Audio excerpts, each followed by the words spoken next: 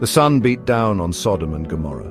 They were cities of wealth and abundance. Markets overflowed with exotic goods. Music and laughter spilled from grand houses, but beneath the surface, darkness festered. The people, though blessed with prosperity, had turned away from God.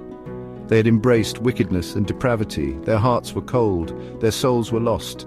The air itself felt heavy with sin. It was as if the very land cried out for justice.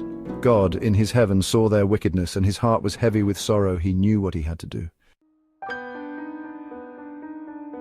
Lot, a righteous man, lived among the people of Sodom. He had tried to raise his family in that corrupt city.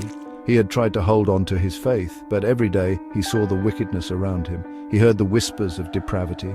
He felt the pull of the darkness. It wore on him. It tested his faith. Lot prayed for deliverance. He prayed for strength. He prayed for a sign. Little did he know his prayers were about to be answered, but not in the way he expected. Two angels, disguised as men, arrived at the gates of Sodom. They carried a message from God, a message of hope, a message of destruction. Lot, seeing their weariness, invited them into his home. He offered them food and shelter. He did not know they were angels. He only knew they were strangers in need. The angels, touched by Lot's kindness, revealed their true nature. They told him of God's impending judgment. Sodom and Gomorrah, they said, would be destroyed for their wickedness. Fear gripped Lot's heart. He pleaded with the angels to spare the city. He argued that there might be others who were righteous. He begged for their mercy. But the angels were resolute. God's judgment had been passed. Time was running out. The men of Sodom, hearing rumors of the strangers, surrounded Lot's house. Their intentions were dark. Their hearts were filled with lust and violence. Lot, terrified, tried to reason with the mob. He pleaded with them to stop, but his words fell on deaf ears. The darkness was closing in. The angels, seeing the danger, pulled Lot and his family back into the house. They warned Lot to take his family and flee. They told him not to look back, not to hesitate. With urgency, Lot roused his family. They fled into the night, leaving behind everything they owned. The angels followed, their presence a beacon of hope in the encroaching darkness. As they fled, the sky above Sodom and Gomorrah erupted in fire. The screams of the wicked filled the air, but Lot, remembering the angel's warning, did not look back. Lot's wife, overcome with fear and grief, could not resist the urge to look back. She turned for just a moment to gaze upon the city she once called home. The moment she did, she was transformed into a pillar of salt, a chilling reminder of the cost of disobedience. Lot and his daughters, horrified, stumbled on. They dared not stop.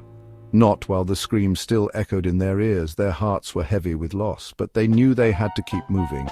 They had been spared, but their ordeal was far from over.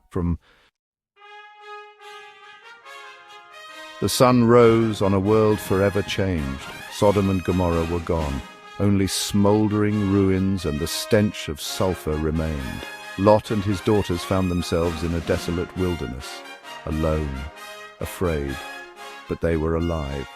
And they had each other. Slowly they began to rebuild their lives. It was a hard life, filled with challenges, but they persevered. They had God's promise to sustain them, and that was all that mattered. The destruction of Sodom and Gomorrah serves as a powerful reminder, a reminder that God's love is boundless. But so is his justice. We are all capable of both great good and terrible evil. The choices we make have consequences. Lot's story teaches us the importance of listening to God's warnings. It teaches us the dangers of clinging to material possessions when our souls are at stake. Most importantly, it teaches us that even in the face of unimaginable loss, faith can endure.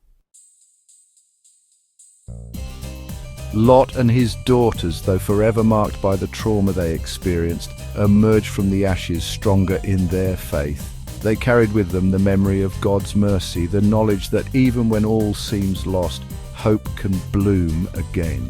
Their story is a testament to the enduring power of faith, a reminder that God is always with us, even in the darkest of times. He offers us a way out, a chance to start anew. All we have to do is trust in him. Let us never forget the lessons of Sodom and Gomorrah. Let us strive to live lives worthy of God's love and grace. Let us be beacons of hope in a world that so desperately needs it.